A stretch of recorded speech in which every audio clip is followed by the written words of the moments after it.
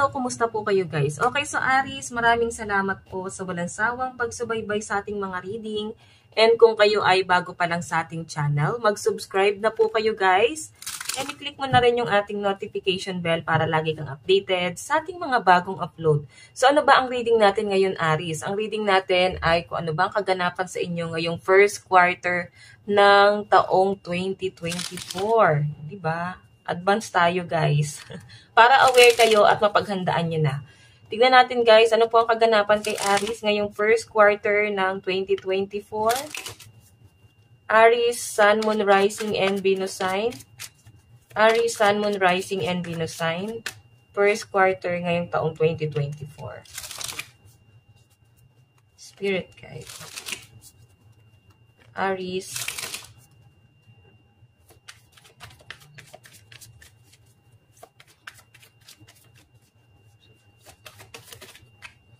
Okay. Meron tayong nightmare. Meron tayong stress. Okay, sige. Kaklarify natin yan mamaya, guys. Aries, Sun, Moon, Rising, and Venus sign ngayong first quarter ng taong 2024. So, meron tayong idea. Wow. What else? Spirit guide. So, meron tayong stop. Diba? May nakikita ko dito, Aries, na meron kang lilimitahan ngayong 2024, first quarter. So, I think mabigat ang mga pinagdadaanan ng mga Aries ngayon.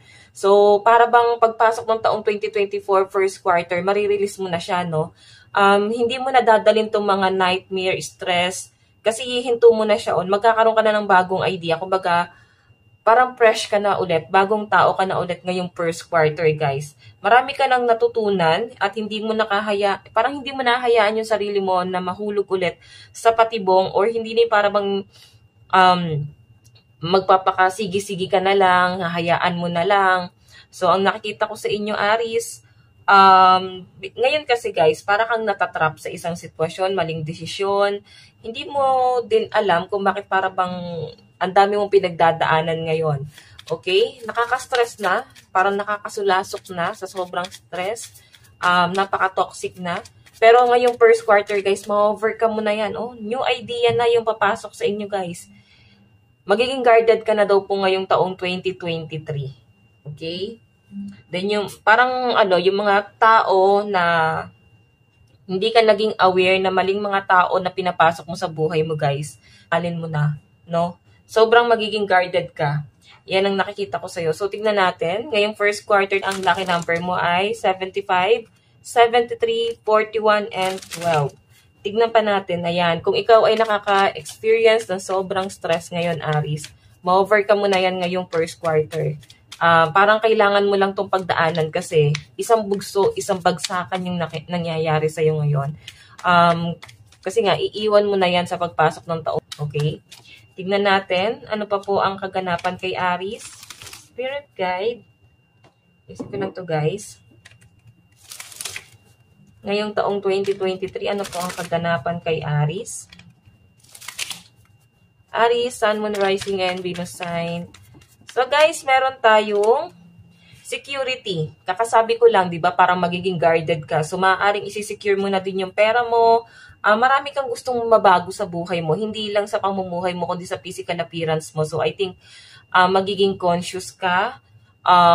Yung mga bagay na para bang hindi pa natatapos, kaya tatapusin mo na siya ngayong 2024. Kumbaga, ito na yung para bang dulo. Para bang hindi mo nahayaan pa na lumagpas pa ng isang taon yung mga bagay na pinabayaan mo or hinayaan mo lang na mangyari ng mangyari. So, magiging ka dito guys, guarded ka. And isi-secure mo dito ang iyong mga finances mo. Yes. Tignan pa natin.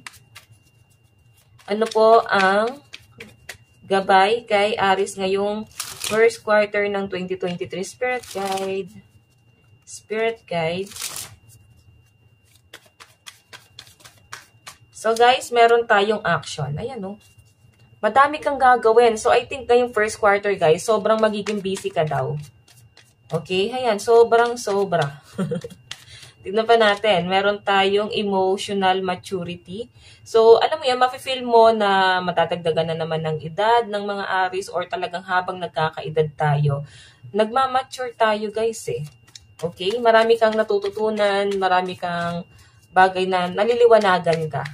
Okay, so tignan natin. Aries, meron tayong receive. Meron ka daw marireceive na malaking blessing or pwedeng biyaya na maaring nag-freeze lang to guys. I think maraming opportunity na paparating din sa inyo guys. Pero kasi hindi mo, ngayon pa lang guys, no, ngayong taon na to, may mga opportunity na dumarating sa inyo. Siguro guys, hindi mo pa lang siya kiniklaim kasi hindi mo siya kiniklaim kasi nafe-feel mo na hindi ka pa ready dun sa bagay na yon. Hindi ka pa ready na tanggapin yung offer na yon. So ngayon guys, ngayong 2023, first quarter, tatanggapin mo na to guys. Maraming magaganap sa inyo guys. So, kung sobrang stress ka ngayon, broken-hearted ka, down na down ka, may mga bagay kang kinakatakutan, nag-worry ka na baka madala mo siya ngayong taong 2024, hindi guys. No? Nakikita ko na i-release mo na siya ngayon. Kung na-experience mo ngayon yung matinding stress, ang sinasabi lang dito guys, ngayong first quarter, new beginning. New beginning para sa iyo to guys. Okay? Para kang fresh na ulit. Bagong silang. Diba, magkakaroon ka ng mga bagong circle of friends. Magkakaroon ka din daw guys ng bagong lovers. Ayan o. Diba? Someone na ma-appreciate ka, may collaboration dito guys. Mukhang meron kang i-entertain ngayong first quarter guys. Tingnan natin, i-clarify natin pagdating sa love life ni Aries. Okay, so hindi na natin guys masyadong kasi nga, dito pa lang, sinabi ko na maganda ang daloy ng pera sa inyo ngayong first quarter. So pagdating naman sa love life po ni Aries, Spirit Guide, love life naman po ni Aries. So guys, meron tayong 5 of Fire. So may pagtatalo na nangyari. Maaring hindi na po nagkaintindihan, medyo emotional. Iba sa inyo guys, parang dinadamdam mo lang, no? Kumbaga parang ina-adapt mo lang ng ina-adapt yung mga nangyari, iniiyak mo lang siya. Parang nagmumok mo ka lang dito sa bagay na to. Pero guys, nakikita ko sa'yo, makaka-recover ka rito.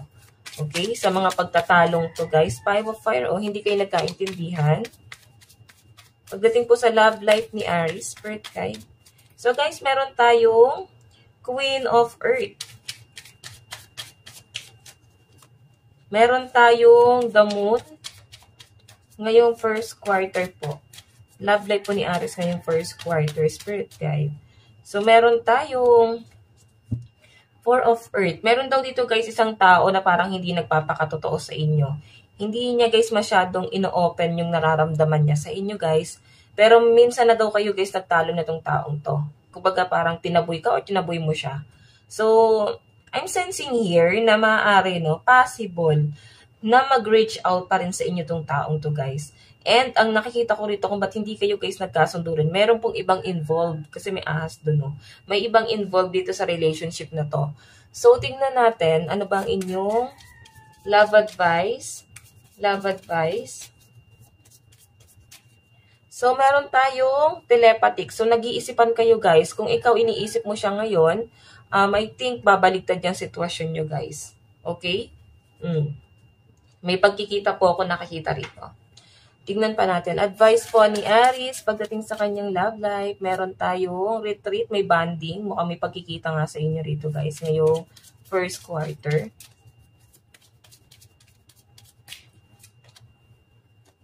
It is safe for you to love. So, yung iba sa inyo guys, gagawin mong kampante yung sarili mo, no?